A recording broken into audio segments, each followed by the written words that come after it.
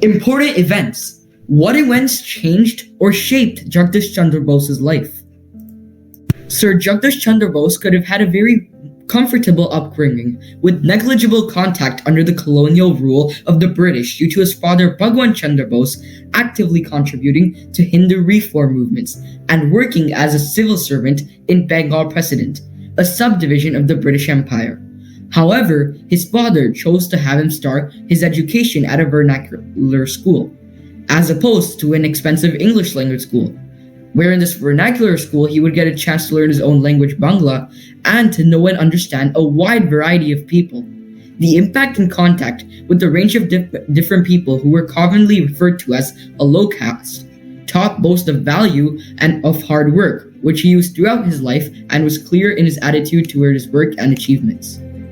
Now you might be wondering, what was Bose's school life like? At the age of 11, Bose joined the Hare School. Then he joined the St. Xavier's College in 1869 in Calcutta. He received a bachelor's degree from University of Calcutta in 1879. It was at this college that Bose met Jesuit Father Eugene Lafont, who played a significant role in developing Bose's interest in the natural sciences and physics. Eugene Lafont was a Belgian priest and an Indian missionary, a Forbes scientist, research scholar, inventor, and most of all an educator, and the founder of the Indian Association for the Cultivation of Science to spread awareness about science, and is noted to raise talents like C.V. Raman and K.S. Krishnan. Bose's new path in life. So with assistance from Eugene Lafont, Bose actually wished to follow his father's footsteps to contribute to the Indian civil services, but was soon overruled by his own father. So next, he began studying at the University of London on medicine, but it also was soon interrupted by his repeated illnesses. He instead attended Christ's College at Cambridge and obtained a BA degree in Natural Sciences and a BSc from University College London in 1884, followed by a DSc in 1896. In 1887, he marries a feminist and social worker named Abla Bose. Bose returns to India following his studies of natural sciences, and he becomes an assistant professor of physics at Presidency College, the oldest college in Calcutta. While teaching younger scientists, Bose also started original research here in the area of microwaves, carrying out experiments involving refraction, diffraction, and polarization.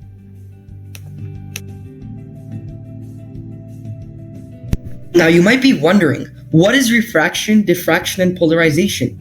Refraction is the change in direction of a wave passing from one medium to another medium caused by its change in speed. For example, waves travel faster in deep water than in shallow. Diffraction is the spreading of waves around obstacles. Diffraction takes place with sound, electromagnetic radiation, rays, and small moving particles. Next, polarization. It occurs when an electric field distorts the negative cloud of electrons around positive atomic nuclei in a direction opposite to the field. This slight separation of charge makes one side of the atom somewhat positive and the opposite side somewhat negative. Next, how Sister Nivedita ensured J.C. Bose never gave up. One of the most important influences on Bose was Sister Nivedita, who supported him by organizing financial support and editing his manuscripts. She made sure that Bose was able to continue with and share his work throughout. Yet, rather than trying to convert his inventions into commercial gains, he chose to make his inventions public using her help, in the same way as open source software works today, to enable anyone else to use and build on his research. Those experiments mostly consisted of examining microwaves around mediums, obstacles, and polarization in chemistry. Fun facts. A crater on the moon named the Bose crater has been named in his honor. Secondly, he also founded Bose Institute, a premier research institute of India, and also one of its oldest. Current concentration of research is in the fields of physics, chemistry, plant biology, microbiology, molecular medicine, biochemistry, biophysics, bioinformatics, and environmental science at this institute. It was founded by J.C. Bose in 1917, primarily to make interdisciplinary research in Asia and India in sync with global trends. Fun fact number 3. Be transmitted without the use of wires. And this posed a problem that intrigued him. If light waves can travel without the help of wires, why not electric waves? For their properties are the same. He proved the point of his arguments in 1895. He used an electric wave generator to fire a gun placed 75 feet away, even though the two were not connected by any wire. The result... A very interesting fun fact. Jagadish Chandra Bose was a rebel and revolutionary toward his work. He didn't accept a salary for over 3 years, since he got a small fraction of the salary his English colleagues at Presidency College received.